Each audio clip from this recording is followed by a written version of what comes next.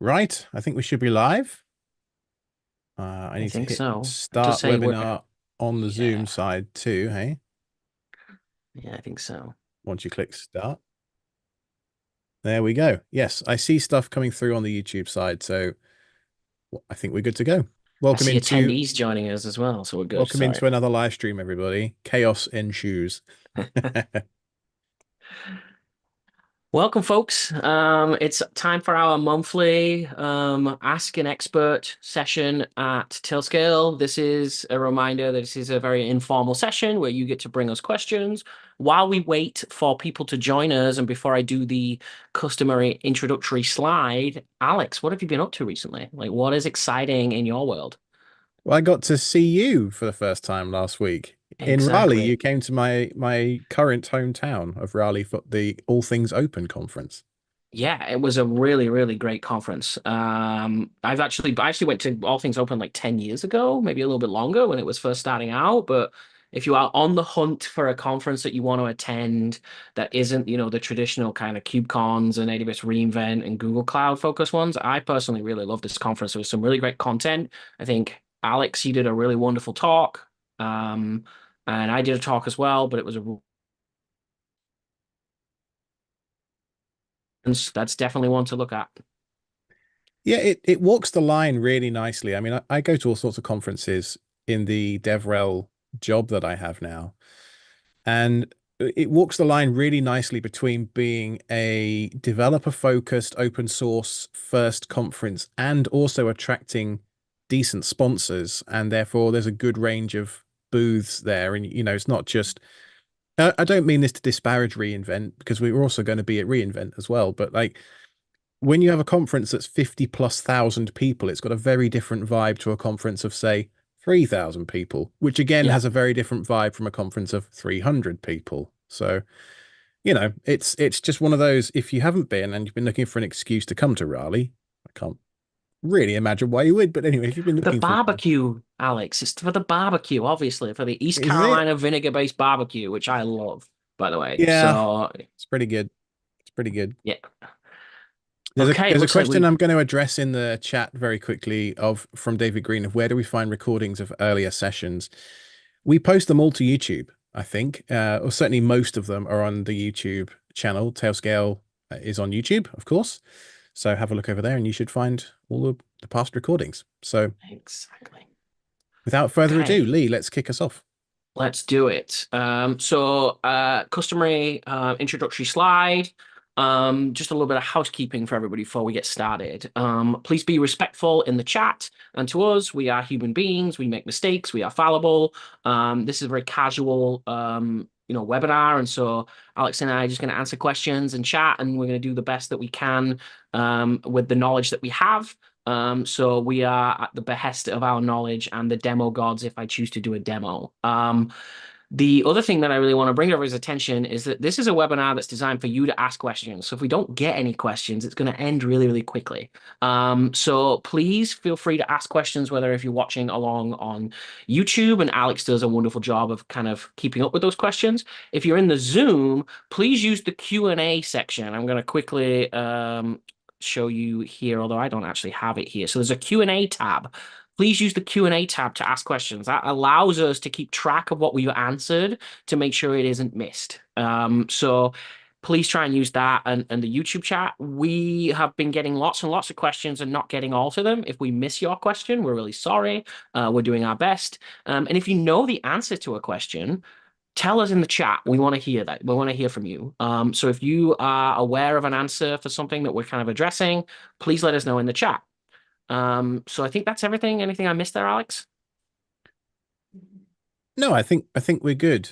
I think we're good. And from my perspective, there's about 15 different tabs to keep track of whilst we're doing these things. So yeah, post your comments on YouTube or post your questions on YouTube, post them in the Zoom webinar if you're over there, like Lee said. So there's a couple of really interesting questions, and I want to kick things off right away with a question from Steve Lloyd, who wrote in ahead of time, actually, asking about app connectors. And it's a very long question, so I won't read the whole thing. But essentially, he wants to understand a little bit more about what app connectors are, what they might be useful for, that kind of thing. And also touch on some of the confusion that he has around whether they're acting as a subnet router or whether they need to advertise subnet routes. Or can you break this down for us, Lee? Yeah, and just as a reminder, if you have questions ahead of time, it allows me to prepare for them and be ready to answer them. So really appreciate the upfront question. It gave me a little bit of time to prepare. So in true like ad hoc fashion, I'm going to do an ad hoc demo. So an app connector, if you're not familiar with it, is a special mechanism within Tailscale to route certain traffic through Tailscale. One of the common questions that we get is, what do I use an app connector for specifically? What if it's an internal website? Well, App Connector's implementation is really designed for third-party applications that are outside of your secure network.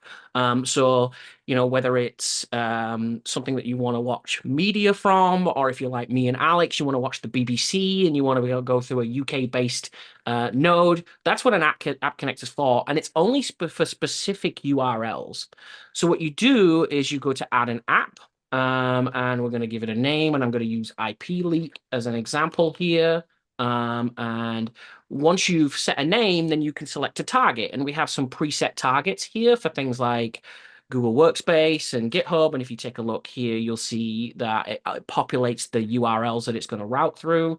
I'm going to use a custom URL here. So I'm going to do ipleak.net. Because what I want to do is show you the results of implementing an app connector. The final thing that you need to do is specify a tag that you want to route this traffic through. So I have one app connector in my tailnet. And what I've ended up with here is anytime I'm going to go through, I'm going to try and access the website ipleak.net, it's going to route that traffic through an app connector with the tag of app connector, but not the rest of my internet traffic. Only requests to this particular domain. So I'm going to hit save here, and I can take a look at this, and it actually starts to show me a little bit of information, right? So you can see this is my egress IP here, which is showing me what will actually be the outward path of my internet traffic. So let's take a look at IP leak here. So you can see I'm going to refresh. And you can see that by default, look, it's actually still going through my Comcast connection.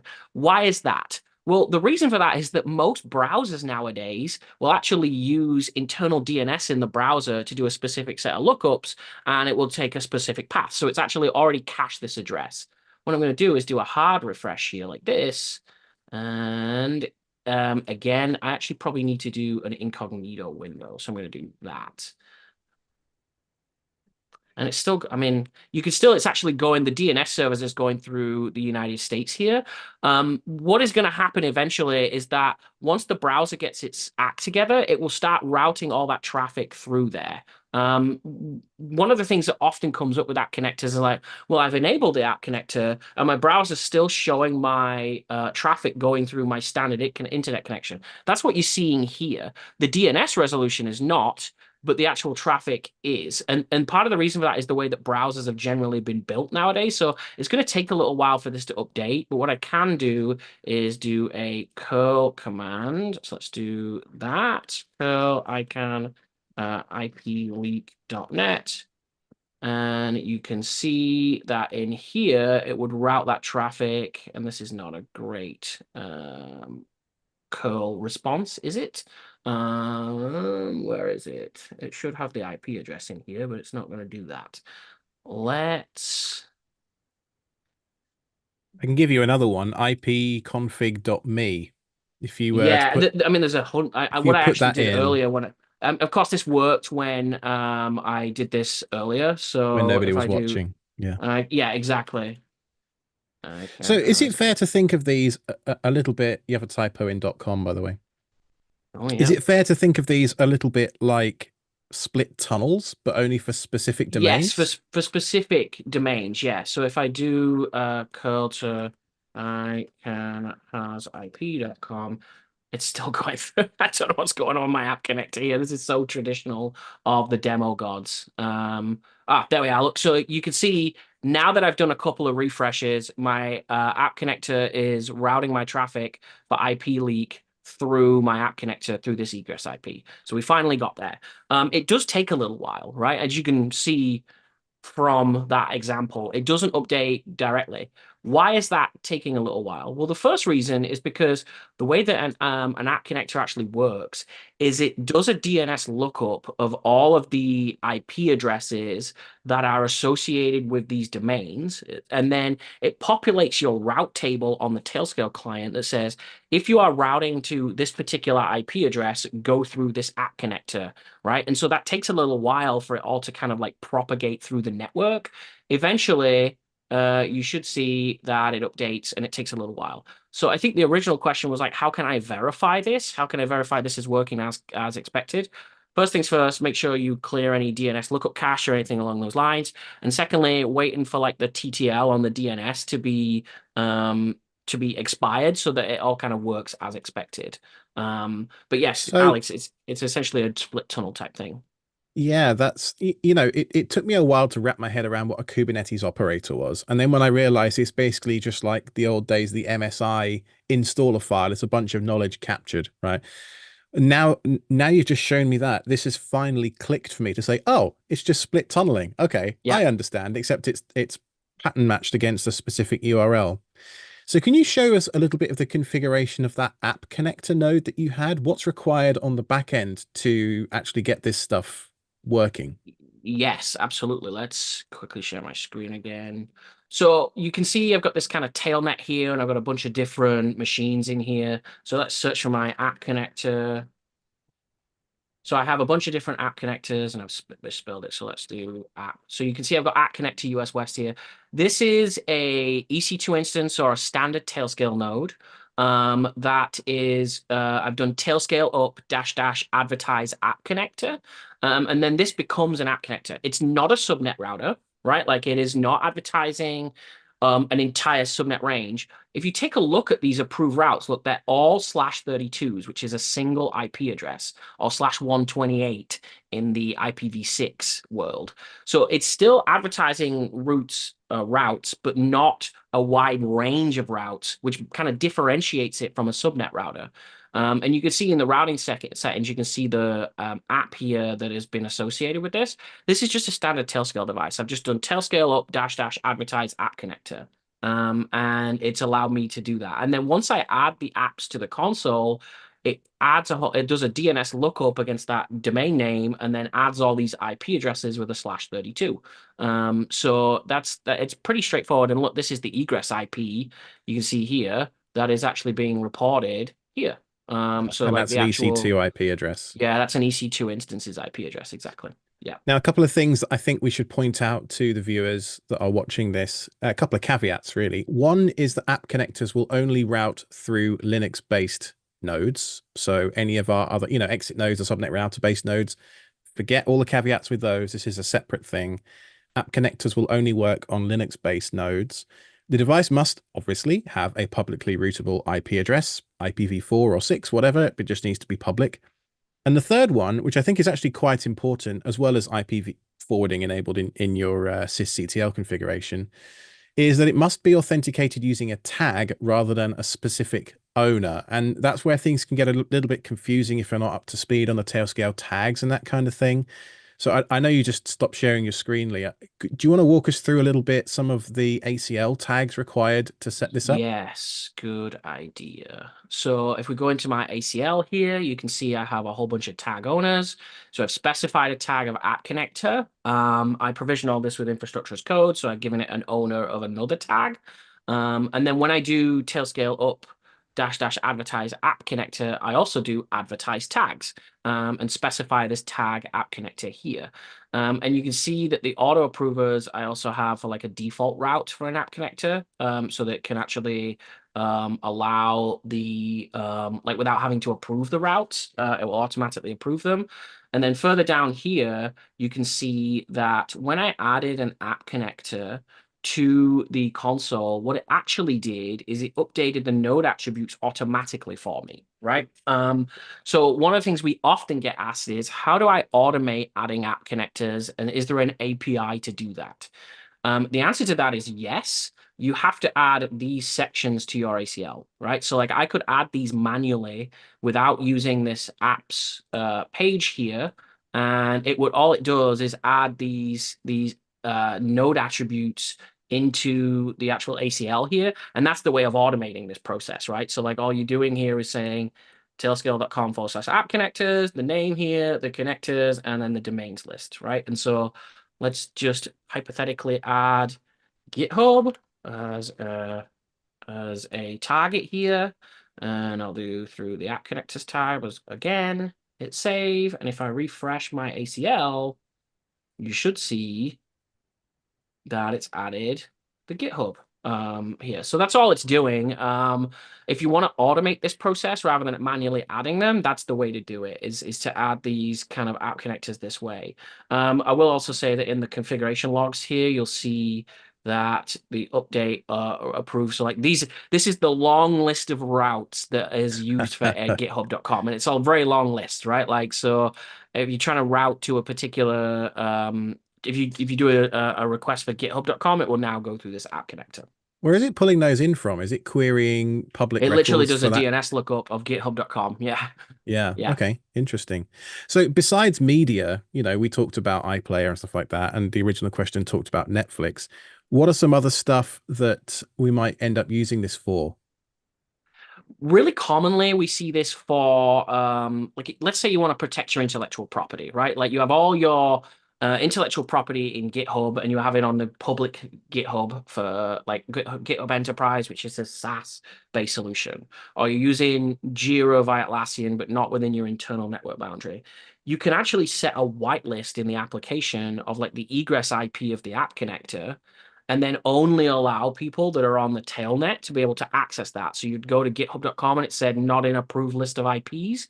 That's the really, really common way of doing it, like the common use case here. It's like, I want to make sure I have a verified encrypted path to public websites. That's the main thing that we use this for. Interesting. And then before we move off this topic, Steve Lloyd asks two follow-up questions. The first is, can a machine act as both a true subnet router and an app connector at the same time? And then the final part is, do you need to override your local DNS to have the connector work properly? Yes, no. Okay, So there you go. yes, you can have a machine can act as a subnet router and an app connector at the same time. I do that all the time. And no, the DNS actually happens on the Tailscale D client. So yeah, you don't need to modify any local DNS at all. Wonderful. Now, we had a question come in from an anonymous attendee, or maybe AJ, I'm not entirely sure which. A basic question saying, I'm fairly new to Tailscale. Is there an off-the-shelf router that I can run Tailscale on so that devices behind it will automatically connect to my tailnet, even if they themselves are not Tailscale capable or signed in devices? That seems like right in your wheelhouse, Alex. So I'm going to let you answer that one. Well, someone in our Zoom chats very kindly already pointed out the GL-iNet range of routers that run Tailscale already. There's a bunch of other stuff you can do. Really, it's one of those it depends kind of answers. If you want to run OpenSense, we make an OpenSense package available. I don't think it's an officially supported target, but I've been running it quite happily for about 3 or 4 years over here, and it's been just fine. You can also, I think, if you're willing to roll your sleeves up a little bit, install Tailscale on Unify firewalls too. They're just running Linux underneath, so theoretically, at least, if you give SSH access to those and just install Tailscale that way, again, not a fully supported path, but it should work just fine. Yeah, I actually do want to jump in on the so I have a GLI net in my bag, which I'll be taking on my travels later today. What a great investment, so I don't have to mess around with hotel Wi-Fi. And on the Unify front, the underlying operating system is just a Debian operating system. So you can install the Tailscale deb file. The problem is that the part where you install things is actually like a sandbox, and so it doesn't persist and reboot. So there's a bunch of like scripts that you can find on GitHub to actually persist that stuff after reboot. So that's really it's very easy to get installed. You just have to make sure that it stays configured after you reboot the device. Essentially, we're just routing packets. So anything that can run a fairly recent version of Go because Tailscale's written almost entirely in Go and uses a user space implementation of Go WireGuard. Anything that can run that in a fairly performant manner, you should be fine. I mean, there was a new IP KVM released fairly recently called the Nano KVM, and this thing's running a RISC-V processor. I mean, it's got enough processing power to power a potato, but this thing is fine for doing IP KVM and also running a Tailscale client. So take a look around. There's plenty of options, and let us know what you find. You can reach out to me or Lee, or we're not hard to find on the internet. So Mark Severson writes, I got this is a really interesting question actually, and it speaks to a lot of DevOps people in the world dealing with multiple environments, dev, test, production, that kind of thing. How can we segregate environments? We would like to make our engineers have a very conscious segregation of concerns between production and development environments. Yeah, this comes up quite often for our enterprise clients, and I will say that there is a current way of doing this, and then there's going to be a new way of doing this in the future. So, the current way of doing this is generally via the tag implementation, right? And so, what I like to think about when it comes to tags is when you use an ACL with tags, you can basically segment the ability to talk to different environments depending on the level of access that you have. So if you have a bunch of machines in development and you have a bunch of machines in production, you install Tailscale on them, you specify a tag of development or production, and it gives you the ability to be able to segment access for different clients to different groups. And so you'll be able to say that people are only able to access the development tag if they have this particular group, and they're only able to access the production tab if they have this particular group. It's worth noting you need to remove the default ACL that we install into every tailnet because we have that default ACL because the last thing we want is for you to spin up Tailscale and nothing connects and you think it's broken, which is probably not going to be a great experience. So you need to remove that default ACL and then segment the access once you've removed it. That's the current way of doing it, and it works great for lots of people. There's two things that regularly come up in conversations there. The first is we want to be able to provision access to a specific tag on a case-by-case basis. We often call this just-in-time access, and that comes up really often, and we're working on the ability to do just-in-time access via things like a Slack bot where somebody can request access to production for a temporary amount of time. We have a alpha implementation of that works really well. And if you're interested in trying that out, please let us know. Bear in mind, it's an alpha stage project. So like is subject to change and is not the final implementation. The other thing that I think is really exciting that's coming on the distant horizon is the ability to segment tailnets in a more logical way. And so you can have a tailnet for development and a tailnet for production. That's a long way off, but it's certainly the path that we want to go for the product. And we often have customers who feel like the tag level separation is not safe and secure enough in terms of being able that logical separation. They want like VPC level or like layer 2 level type segmentation, whereas most things in Tailscale are at the layer 3 construct. So those are the things that are coming. But the answer to the question really is like tag based separation works for probably 85 to 90% of customers in my experience. Yeah. Yeah. Great answer, Lee. Thank you. Very detailed. Now, there's a quick question came in here from David Green. I'll sort of take this one pretty quickly. Why is Synology still offering the ancient 1.58 version of Tailscale with no update? Thanks to your video, Alex, I now have a scheduled task to do the updates, but what's with Synology that they won't take it on? Now, as part of the research for that video, I was speaking to one of our product managers who actually manages the relationship with Synology. And it's really just a question of their app store processes. And we have submitted the most recent versions that we can every time. It just takes a long time. And Tailscale releases every 4 to 6 weeks. And unfortunately, the processes on the other end, for whatever reason, can't quite keep up. So that's why we worked pretty hard on the update command, is to make sure that for situations where the client, can reach out to the internet and update itself, like on the Synology boxes, the Tailscale update command does everything you need it to do. And honestly, if you're running that script every week, every month, whatever, you don't need to worry about the version that's in the App Store. You just use that as the initial jumping off point, and you'll be good to go. All right, so Abhishek writes in, can a single device be used to serve multiple HTTPS services? From my understanding, we can do this if we're using the Tailscale provided ts.net domain.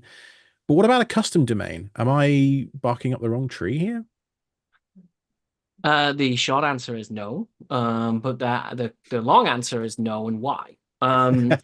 The For Tailscale to automatically provision TLS certificates, we need to be able to talk to Let's Encrypt, which is what we used to do to provision certificates. And we also need to have a domain that we can actually use to do the challenge response, right? And so Tailscale currently uses the ts.net domain because we have full control over that. And if you want to use automatic certificate provisioning with Tailscale, the only way to currently do that is with ts.net, and we have no plans to change that to a custom domain because then that ultimately puts us in a position where we're troubleshooting everybody's DNS configuration.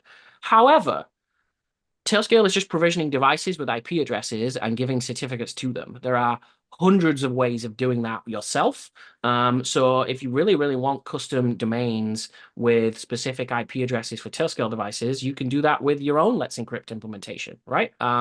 You would likely need to, manage your own DNS and use the DNS-01 response for Let's Encrypt. You probably can't do the HTTP responses because they are not publicly available, and Let's Encrypt needs to be able to kind of verify the signature that it uses to verify. But if you could update the DNS configuration, so let's say you provision a Tailscale device, it gets a CG NAT address, and you want to be able to add your own TLS certificate, just use something like Caddy or another Let's Encrypt mechanism to provision those certificates yourself. I don't think we'll ever add it to Tailscale itself at this point. Never say never, but we have a couple of videos on the YouTube channel already talking about how to do exactly what Lee was just talking about with Caddy specifically. There's also another pretty weird kind of DNS. I don't want to call it a hack because it's part of the DNS spec, but it's really getting a little bit dicey. You could have a CNAME in a public DNS registrar pointing to a ts.net domain, and then use Caddy underneath that to provision the real Let's Encrypt certificate. And again, there's a video on the YouTube channel talking about how you do that. Gets a little bit dicey with certain DNS implementations, specifically on Windows. So, it does work, but yeah, I'm not sure I'd deploy it to a highly critical production workflow. Indeed. I'm going to throw some questions at you, Alex, if that's All right, okay. let's go. So we have Bertrand who is asking, I'm having a problem with UFW, Universal Firewall, if I remember my acronyms correct, and Docker when trying to use Tailscale. When following the steps in the Tailscale doc, Docker overrides the rules of UFW and leaves the port open that Docker used to expose.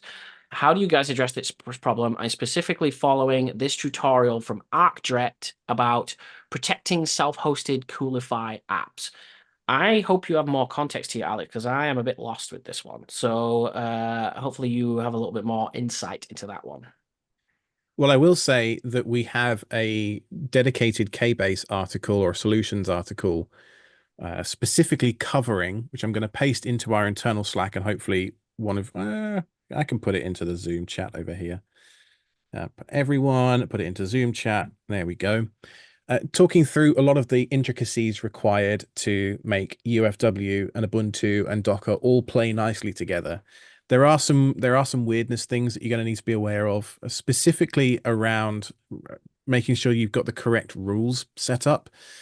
What's interesting about your answer, or your question at least, is that you're talking about things being overridden. Now, I don't see anything, and I certainly haven't experienced anything in my setups where that's the case.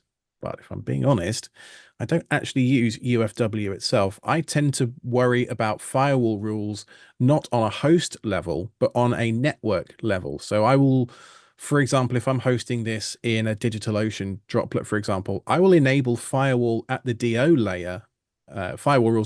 layer rather than worrying about the OS specific layer. Now, I understand that's not suitable for everybody, but what it does do is it takes a lot of the weirdness like you're experiencing out of the equation, because there are so many different configurations. You've got UFW on Ubuntu, you've got firewall D, you've got, yeah, you get the idea. Whereas a hardware based or some kind of network level firewall is a kind of more standardized interface, and it takes a lot of the complexity out of the equation. I'm aware that's a bit of a cop out answer, is to say move the problem somewhere else, but sometimes that's the right solution, you know? I agree. Yeah, I think if Docker's opening the firewall ports, that's probably like you're running like port on the Docker container, and it's like interacting with UFW. But I don't think either of us profess to be a Docker expert, right? We use it as a solution to our problems rather than expertise.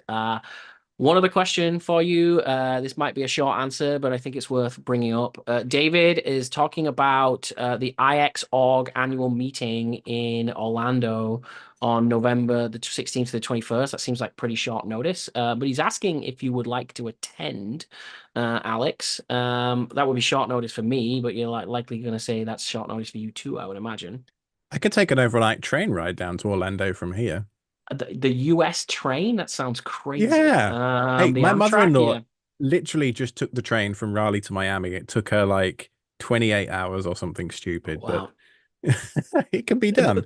Or the reason I wanted to ask this question because like conceptually, yes, we want to be invited to your events. Yes, we absolutely want to be invited to these opportunities to talk about Tailscale. 2 weeks notice is probably a bit short notice for me at least. And I don't know about you, Alex, but reach conceptually, out to yes, me. we want to be at your events to talk about Tailscale. So please reach out to us and ask us these sort of questions. Specifically in my job in DevRel for Tailscale, I am looking at the community events list for next year right now. So reach out to me, David, Alex K at the name of the company.com. And you and I can have a little chat about what's going on here and figure something out. Perfect. I'll hand the questions back to you, Alex. Right. Daniel Willitzer writes in our deployment, and by the way, there's a gist linked in the webinar chat, so you can have a look at the Docker Compose gist for this one, Lee. Daniel writes in our deployment for Coolify, we want to utilize Tailscale for secure networking between services. Coolify uses Traffic and Caddy for reverse proxying. How can we ensure seamless interconnections between our applications over Tailscale? Specifically, are there any configurations we should consider for Traffic and or Caddy to properly route traffic to Tailscale served applications? And additionally, are there any best practices for managing DNS resolution or service discovery in this kind of a setup? I will say that the GitHub gist is private. Oh wait, no, I added a exclamation mark at the end there. Okay, so let's talk a little bit about the intersection between Docker and Tailscale because it's come up a couple of times, right? Within Docker, it creates its own network as well, right? Like it's like uh, an internal network on the host Mhm. that the Docker containers can communicate over. Depending on what mode you have it set up in, it might be in bridge mode, it might be in overlay mode. There's a whole bunch of different ways of doing this stuff. Um, I would say that most of the time with Docker containers, they're on the same host, right? Like, so you likely don't even want Tailscale on the communication between Docker containers specifically, right? Like if you want traffic to talk to Caddy between two Docker containers, adding Tailscale between them when they're both on local hosts on like an internal network is adding a layer that I personally think is unnecessary. I love encryption between two devices. I don't think encryption between devices on the two hosts is something that I personally need to do. So I personally wouldn't do that. But I think the question is, what if you are running Docker containers on separate hosts and you want to be able to communicate over that private network? The answer to that really is just to make sure that you are addressing the two containers using the Tailscale IP address, right? And so the actual Tailscale IP address is a uniquely routable address over only Tailscale, and so you need to make sure you have a Tailscale client on both sides of the connection. It can get pretty complicated pretty quickly because then you need to make sure that you're sharing the routes correctly between the Docker containers. Most of the time, you are likely going to be in the same network namespace, and so if you run a Tailscale sidecar next to a Docker container, those those routes will get shown up automatically. I would love, Daniel, if you wouldn't mind kind of elaborating on like what the end result you want to look like is. Is it Coolify and Trafic and Caddy on the same host? Is it on multiple different hosts? Like, how are you reverse proxying? Are you using Trafic to reverse proxy to existing containers? Like a little bit more information about what the end result here. It sounds like I have multiple servers that internet on premise and in cloud compute. So I'm trying to make these things interconnect. Okay, that's helpful. In that case, ultimately, what you're really going to want to be able to do is put Tailscale on both sides of the equation and make sure that when you are doing the Docker sidecar, that they're in the same network namespace, and everything will likely just work. You're in a pretty intricate setup here. And it's really hard to explain in words like what this wants to look like. But looking at your Docker Compose, you have a Tailscale sidecar, and you're doing Tailscale serve to actually serve the local machine. And the reason that that's working is because you have two services on the same network namespace, and so ultimately they're able to connect to each other. Hopefully that gives you an answer. It's really, really hard to answer some of these questions like this, quite frankly. Yeah. But yeah, We did a deep dive into Docker specifically earlier in the year, talking a little bit about how the in kernel routing works when you are merging these containers together. So essentially, and forgive me if I'm going too deep here, but the Linux kernel slices things up into different namespaces when you create a container environment. That's essentially what you're doing. It's just a process isolation in the Linux kernel in memory. And as part of that, it creates a network slice, it creates a memory slice, it creates all sorts of different slices. And so when you type network mode service tailscale N8N, like you have done in this gist file, all you're doing is merging those two network namespaces together and essentially telling one of those containers it doesn't need its own network namespace. This is inside the kernel. And so when you do, you can actually use a tool called nsenter to run commands from your Linux host inside the container, as you would do typically with something like Docker exec, whatever. So you can use that to run like netstat or anything else like that. And if you do that, and you will see that the two sets of processes from both containers appear in the same namespace, so they become one effectively. A couple of caveats with that is it means you can only run one HTTP server, for example, because again, the rules around binding to ports and things like that apply specifically to that namespace. So I think what you're doing here is you're merging together an N8N front end and a Tailscale thing. I hate the Zoom thumbs up thing. You're merging together an N8N front end automation platform with an N8N Tailscale container. So those two things essentially, if you want to think of it like this, you're installing the Tailscale client inside the N8N network namespace. And so that's really what's happening underneath is you're merging those two things together. There's a blog post over at tailscale.com/blog talking about Docker deep dive on networking. I did like a 30-40 minute video on it earlier this year, talking about that in excruciating detail if you would like to know more about it. But that's essentially what's happening under the hood. And I think once you get some of those fundamentals down and you kind of understand how it's kind of smushing things together, light bulbs will go on and everything will seem easy after that. they're really trying to stump us this week with these questions, though. I I'm like that though. happy. Yeah, absolutely. Got an easy one about Proxmox. Do you want to take that? Are you a Proxmox guy? I'm gonna defer to you on Proxmox. I haven't used Proxmox in nearly 15 years, so yeah, yeah, I'll let you take that one.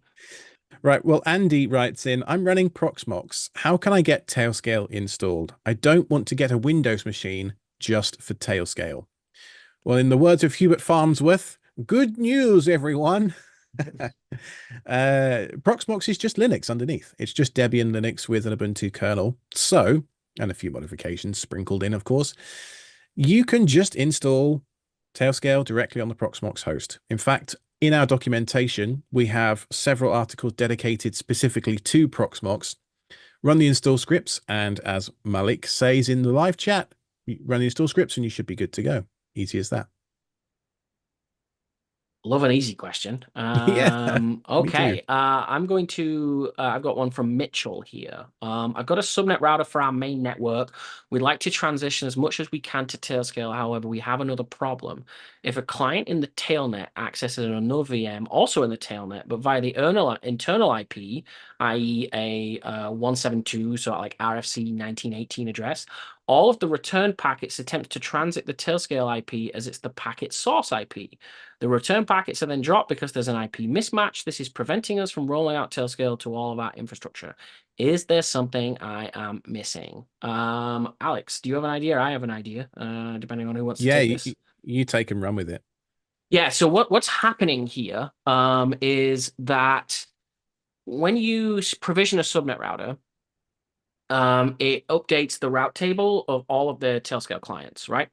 So let's say you provision a subnet router and you say advertise this net block, right? Every single other device that has Tailscale on it will also get a route added to the Tailscale client to the Tailscale host um, to advertise that route. So what's happening is you're sending an address, you're sending a request to that internal IP. And because there's a route on the actual client that says go through the subnet router, that's what it's trying to do. And it's like a reverse path problem. There's two solutions to this. The first is you can remove accept routes from the Tailscale client. So when you do Tailscale up on the Linux client, you can do Tailscale up accept routes equals false. I believe that's the default on Linux, so it won't actually add the address. Um, the other thing, and when you do that, you'll have to manually update the route table. And one of the reasons why we have that flag on Linux is because you have way more intricate abilities to modify the route table. And you can update the route table yourself manually. The other solution is that inside the ACL, there are like actual route configuration. I'm going to see if I can find the doc real quick. So there's a thing here that I'm going to share it on there. There's actual like changes that you can make for CG NAT routes for certain particular clients as well. Honestly, the problem here is always going to be if you have a subnet router and Tailscale installed on the same subnet and you do accept routes, that's likely not going to work at all. So my recommendation will be to do if you have a Tailscale client behind a subnet router, don't set accept route and let the local route table handle the pathing. Very good. Okay, so a very easy question came in. I'm in Europe. I want to use Tailscale. Is it GDPR compliant? Yes, as per our data processing agreement, which I've linked in the Zoom chat for you. Nice, straightforward question. I appreciate those actually. Now, Ken writes in, my question is figuring out the best way to let users connect to our tailnet, but only for them to use one device as an exit node and not have access to anything else. How can I configure that? Do you know the answer to that one? I'm going to assume it's ACLs. It is ACLs, yes. So depending on whether the users are like part of your IDP, so like a pure user, like in the actual telnet, so like they've got the same email address and the same part of IDP, or if you've invited the user via the external invite option, you'll be able to reference that user within the ACL, right? And what you would do is remove the default ACL so that they can't access everything in the telnet, and then add an explicit ACL that says auto group internet for that particular user, and then also the tag of the exit node as well. So the first step with all these kind of like permissions questions and can I let my friend do this and can I let my friend like do that? The first step in that is always remove the default ACL because that will override everything, which is the star allow anything ACL, and then explicitly define what they're able to do, and you will likely be able, and that will get you where you need to be. Just to add on to what Lee's saying there, that this is because Tailscale is a by default deny all. So the default rule he's kind of talking about there, we ship out the box, is basically a wildcard, allow anything to talk to anything on any protocol. From there, it's up to you to kind of strip away the the protections really, and the you can either start with a position of I don't want to say zero trust because that kind of brings up a whole different kettle of fish, but it's kind of like if you want to build it from the ground up and create your own set of rules, you can absolutely do that. You just disable the default rule and build things piece by piece. You can be very granular. You can say these users can only connect to these specific nodes from these source IPs on this protocol. That can we do time of day? I don't know, but it's a very granular system if you want it to be. So Malik writes in, hello, there is an active issue with Tailscale's macOS version where we're unable to set or use environment variables. This causes problems in our environments that require specific configurations such as port and or HTTP proxy variables. Aside from using a Tailscale env.txt file, is there another method to set environment variables? Linked GitHub issue is 12656. I think this is probably a question for our Mac OS team. I read the GitHub issue earlier. I do think this is an outlier and like a genuine bug. I can't see any way around this. I do feel like this particular issue is something like I think we previously talked about like we can't currently make any guarantees that Tailscale will work behind a proxy. We can't make any guarantees that Tailscale will work in restricted egress environments. But this particular issue, I did read it earlier, and it looks like a genuine like outlier in the client, and so we can bring it to the attention of the macOS team here that builds the macOS client. Looking at the issue, it looks like it's supposed to work and it doesn't. There's not a whole bunch that I think we can do in this situation as an answer. It's just something we need to address in the client at this point. I will say that you are straying from the golden path here, my friend. This is an undocumented feature that someone has found by going through the source code. All the Tailscale clients are open source, so you can go and do that if you really want to. But sometimes there be dragons, and it looks like you found one. So, as Lee said, we'll bring this to the attention of our teams and make sure that they can continue to improve the clients for you moving forward. I've got a great question here from David Green, like an old school Linux sysadmin question, Alex. So I'm looking forward to seeing, how we answer this. When I Uh-oh. set up Tailscale under Linux, that is our mail server, Tailscale took over the resolve.conf, and the next time I rebooted the system, I had no access to the internet until I restored the original resolve.conf. Might you shed some light on what I may have done setting up Tailscale that would cause that, or better avoid it from happening? I set these up very early in my experience with Tailscale, so there's very little I was doing. We have an entire KBase article on this, KB article on this, and it actually came up on one of my Discords that I'm on over the weekend. Somehow at the weekend, I'm now remote support for Tailscale for my podcast listeners, but there you go.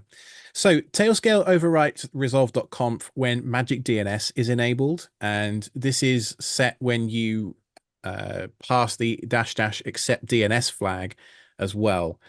Sometimes we do some magic to try and determine if there's a DNS stub, particularly around systemd resolved. This can cause some issues sometimes.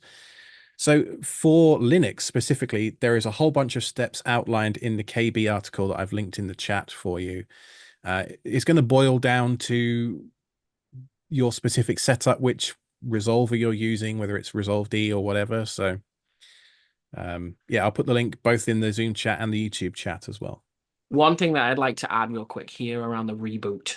So when you do Tailscale up, it overwrites the resolve.conf, right? And it adds 100.100.100.100 to the local DNS resolver, which is actually the local Tailscale client. So you can actually update the resolve.conf manually if you don't do accept DNS. What I think happened here is that you had Tailscale installed, it updated the resolve.conf, you rebooted, and Tailscale didn't start when you rebooted the machine, and then it was trying to do DNS queries to a Tailscale D that isn't actually working, and so therefore your outbound internet access went away. My guess is that's what happened, and the fix for that would be to add re-add your DNS, like a fallback DNS resolver and then do Tailscale up and reconnect, and everything would likely work. That's probably what happened. Like you just won't be able to resolve any DNS queries when you reboot it, is my guess. Try turning it off and on again, essentially, Yeah, is your solution. Nice. Like always, that. always. So are you a Home Assistant guy? I used to be. I just very excitingly bought a new house. So I had a Ooh. place in Seattle that I live with, and I just bought a new house. And so fully expect to go full home labber and home assistant in the next iteration. Much to the chagrin of my family, I'm sure, when things don't work. But yes, I intend to do a lot more home labby stuff in the new place. Here be dragons, certainly, indeed. Indeed. Well, Gunnar writes in with a Home Assistant related question. I have a Nabu Casa account, but don't want to get a second account. I assume they mean a second Nebu Casa account, not a second Tailscale account I here. would say so, yeah. Can Tailscale on my Proxmox based Home Assistant connect with Home Assistant running at a second location in my cabin? They are both visible in the HA Companion via remote Home Assistant access in Hacks, which is a sort of third party app store built into Home Assistant. How would you handle this, Lee, having two instances of Home Assistant available, I think, on the same tailnet? Are you a Home Assistant guy? I mean, so my Oh, big recollection is time. like, yeah, some of the Home Assistant stuff is layer two, if I remember correctly, right? Like, or like it Well, needs like local layer this is just two. a simple web front end, so just a simple It, web it service. yeah, in that case, I think just Tailscale on both ends and like accessing via the Tailscale Magic DNS name and the port number that the Home Assistant client is working on. You likely need to modify the Home Assistant configuration so it listens on 0.0.0.0, so all interfaces. But I would say that would probably work, right? Like, what do you think? Essentially, the Home Assistant integration that Frank maintains for us is it's a community add-on, first of all. So I should just throw that out there again. It's not an officially supported Tailscale endpoint, but it does work pretty well. It's running as a container. I'm going to assume you're running Home Assistant OS, given that you have hacks in here. Essentially, you are running Tailscale inside a container on top of a Linux system. So you'll end up with two containers, one on each Home Assistant instance, that have unique names inside your tailnet. Now you can enable in the Home Assistant add-on. Again, there's a video about this on our YouTube channel. I feel like I'm a broken record on that today, but nonetheless, you can enable a specific what's it called? HTTPS certificate and generate a TLS certificate using the ts.net. I think it's called proxy in the Home Assistant add-on for some reason rather than Tailscale serve, which is what we call it typically. What that will do is it will expose both Home Assistant instances inside your tailnet only. So that's a critical piece that you've got to kind of grok and understand. Your phone, which is where I'm assuming you're running the HA Companion app, will need to be on the tailnet as well. So at minimum, you're going to need both Home Assistants on the tailnet and your phone, and they're all three going to need to be connected. And then inside the HA Companion app, you should just be able to switch between the two of them like you were on like they were both on the same network or anything like that. You won't need to muck around with ports or anything like that because I think Home Assistant runs on 8123 as its default port. The ts.net, the proxy stuff will actually obfuscate your need to do that. So again, I'd just point you towards our YouTube channel, have a look for the Home Assistant video, and that should walk you through that one, hopefully pretty easily. Although in the comments of that video, some folks do seem to be having some issues. So if you do run into any, leave a comment and I'll see if I can help you down there too. I On the subject of the whole YouTube channel, I think we've had enough Coolify questions today, Alex, that I hope you're I planning on know. exploring that What for a is future video. Coolify? It looks to be like a Heroku, like a self-hosted Heroku type thing. So like the ability to like run your own applications pretty easily. And based on the very, very brief look that I had today, it allows you to like connect to external databases and all that kind of stuff. Malik said Portainer, but easier. Oh, I think there's a YouTube video in your future here, Alex. I'm not the So world's biggest fan of this isn't a dig against Portainer specifically. I'm a command line sort of guy. Like I prefer text files. They're just easier to manipulate, but I'll take a look at Coolify. If there's something there, don't worry. We will coolify open source self-hosted. Okay, Three right. people are requesting it, so I You're think it talking my seems like language. yeah, absolutely. Okay, I think we probably have time for one or two more questions. Yeah. Will the client work correctly DNS wise if the clients are using Cisco Umbrella or Infoblox Threat Defense? The answer to that question is yes, if you disable Tailscale's DNS management. So generally, we don't recommend Tailscale be used with other VPNs and other solutions, but I have verified from other customers that you can use Cisco Umbrella if you just disable any DNS with Tailscale. You'll lose access to Magic DNS in that specific situation, which, whether that is your mileage may vary there, but it does work if you want to kind of manage outbound DNS threats and base and threats and stuff like that. So yes, that will definitely work. I'll let Malik, you pick the last question. just to follow up on the Coolify thing, Malik types, if I don't put Docker Compose up myself into the command line, I don't feel good. This guy gets it. He understands how I feel. And indeed, you're gonna have some control over the technology, right? Like that's the real where everything works. For the same reason I don't trust what's it called? To do Watchtower, to do auto container updates for me. When stuff breaks, I like to be there in person, at least. If it breaks at 2 a.m., then I have to fix it at 7 a.m. when I wake up instead. Anyway, last question. I think I'm just going to pick a random one from the YouTube chat that literally just came in from Ferrari Boy. I have a node in Florida and I'm overseas. How can I connect to my Plex server? Where is your Plex server would be my first question. But the answer to that is relatively simple. Install Tailscale on the Plex server and access it directly via the Tailscale address or the Tailscale IP, or use a subnet router to route the network that your Plex server is in and then address it by its standard name. That's the beauty of Tailscale. Do you have any other ideas or thoughts on what the best way to do that is? Well, I think I'm just going to point out here that you could do the same thing using lots of other technologies. Like people often talk about sharing Plex through Cloudflare tunnels, for example. And I just want to highlight here one of the reasons that Tailscale is such a great solution for media serving in particular. And it's because of the direct connections that you'll be establishing, even across an ocean. You say you're overseas. I establish direct connections all the time back to England from here in North Carolina. So what that means in practice is that my phone here in my hand is connected through T-Mobile 5G, right?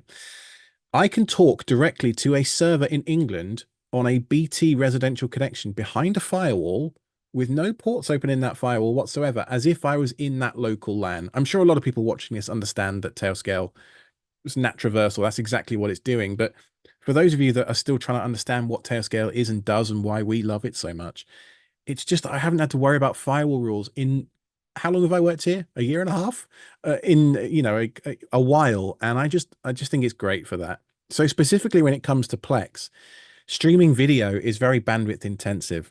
And so if you're trying to proxy any of that traffic through a third party, even through one of our derp servers, you've got to make sure you've got a direct connection. Once Tailscale's done that, then you can stream at pretty much full line speed most of the time. I mean, we are regularly routing gigabit-ish amounts of traffic using the WireGuard Go implementation. Jordan, actually, who is our performance engineer, wrote a fantastic blog post on WireGuard Quick, I think it's called, or Go Quick or something like that, uh, talking about the performance that Tailscale puts in and craft it puts into the performance of its product. So it's a bit of a tangent to Plex, I know, but it's a really important point to underscore is that those direct connections really are what make rather than a hub and spoke model that a traditional VPN would have, really is why Tailscale is just at the heart of all of my personal infrastructure, as well as supporting a what I call it, a cast of characters like we have here at Tailscale. So I think that'll probably do us for today for questions. I'll let you wrap things up, Lee. Yeah, I wanted to actually wrap us up with some exciting announcements. So we have a new version of the client coming out shortly, 1.78, and in that there will be a new feature, which Alex, you and I should kind of talk about what we do for a video for this, which Oh yeah. actually has Prometheus-based metrics in the client. So you can actually Oh, see statistics and start graphing excellent things around how your Tailscale client is performing, which I'm super excited about as recovering system administration slash DevOps engineer slash monitoring nerd. Who doesn't love a good graph? I'm Who just going to doesn't throw love it a good out there. graph? Exactly, yes. So that's very, very exciting. I'm really excited about that feature request that's coming out in 1.78. It's available now in the unstable if you want to go down those scary unstable paths. So highly recommend taking a look at that when we launch it, and looking forward to seeing the feedback for it.